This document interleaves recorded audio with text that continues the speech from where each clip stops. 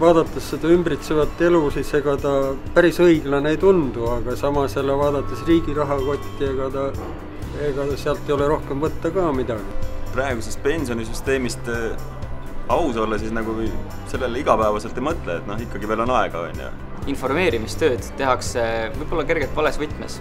Et ühelt poolt pangad annavad sulle teada, mis võimalused sul on, aga vähemalt minul noore inimesel on alati see tunne, et nad kuskil seal tagaruumis hõõruvad käsi ja mõtlevad, et kuidas rohkem raha teenida. Aga milline institutsioon siis võiks nagu rohkem selle teavitustööga tegeleda?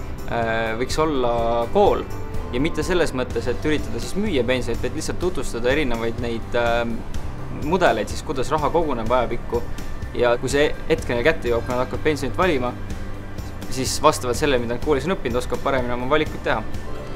Jah, et riigi poolt peakski tulema see teadustamine, et see inimene hakkaks mõtlema selle peale, et see ei oleks lihtsalt, et üks päev on nüüd pension käes, et mis ma nüüd teen. Aga praegu läheb see asi nagu inimestest mööda. Või siis tehakse kampaania korras aega.